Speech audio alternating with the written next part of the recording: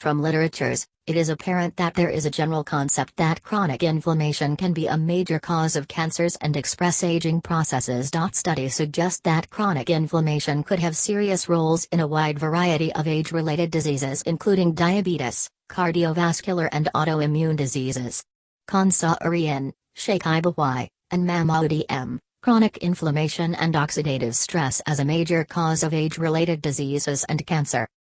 The word inflammation doesn't really evoke much concern, does it? Actually, many people associate inflammation with swelling, which is true to some extent. However, inflammation can actually be a very dangerous thing. Strange as it sounds, inflammation is actually a necessary defense mechanism of the body. Inflammation is the body's attempt at self-protection, the aim being to remove harmful stimuli, including damaged cells, irritants, or pathogens, and begin the healing process. However, inflammation of the chronic variety can be very harmful. As can be gathered by reading a snippet of the inflammation study preceding this article, inflammation can actually cause a wide range of diseases, some of them fatal. Chronic, long-term, inflammation has been associated with conditions such as Alzheimer's, cancer, heart disease and stroke. Not so surprisingly, our diets affect the inflammatory response in the body. In America, along with other developed nations, this is bad news, as our shelves are stocked with heavily processed foods and ingredients. Here are 6 foods that cause inflammation in the body. 1. Anything fried. Pretty much everything that is fried has a thick layer of fat, also known as batter, around it. As unhealthy as this unnecessary fat is, it is actually the temperatures that fried food is prepared in that primarily causes inflammation. Fried foods are prepared at temperatures between 350–375 degrees Fahrenheit, 177–191 degrees Celsius. At this range, the food forms glycation and products that are very unhealthy. Actually, the body perceives these byproducts as threats and initiates an inflammation response. So, when the urge to chow down on fried chicken or French fries arises, try to think twice. 2. Foods containing trans fats. In the past, processed foods were notorious for containing excessive levels of trans fats.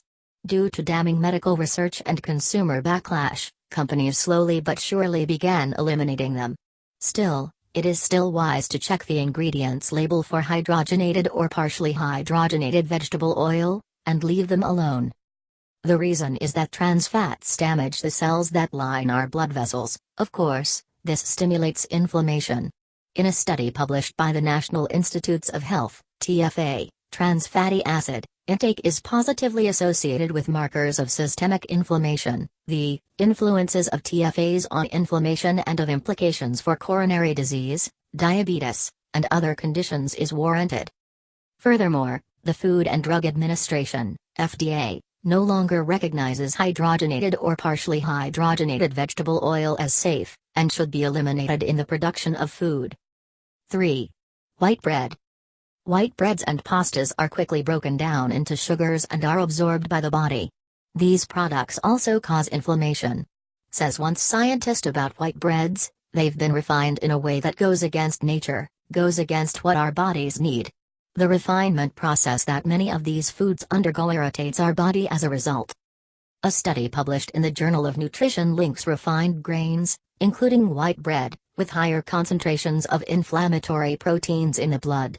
Meanwhile, the same study attributes whole grain consumption with lower levels of these proteins. The lesson: whole grain breads are much healthier, and white bread is even more unhealthy than we originally thought. 4. Alcohol. Granted, alcohol is not a food, but the dangers it poses on human health cannot be ignored. Specifically, the potentially hazardous inflammation responses induced by heavy consumption. In theory, alcohol shouldn't lead to any lasting damage unless it is overdone. Heavy consumption, however, can allow bacteria to penetrate through the intestinal wall. Of course, the presence of bacteria initiates an autoimmune response that involves irritation and inflammation. 5. Message foods. Chinese food lovers, you may want to read this. Monosodium glutamate, message, is thought to be an inflammation starter, although the exact mechanisms behind the response aren't well known. Consumption of message is thought to cause inflammation of the blood vessels. Anecdotally, many individuals complain of rash, skin irritation and inflammation after consuming the substance. Simply put, message is not an element that the human body is adapted to. When this is the case, it becomes very difficult to hypothesize the potential effects from consuming it.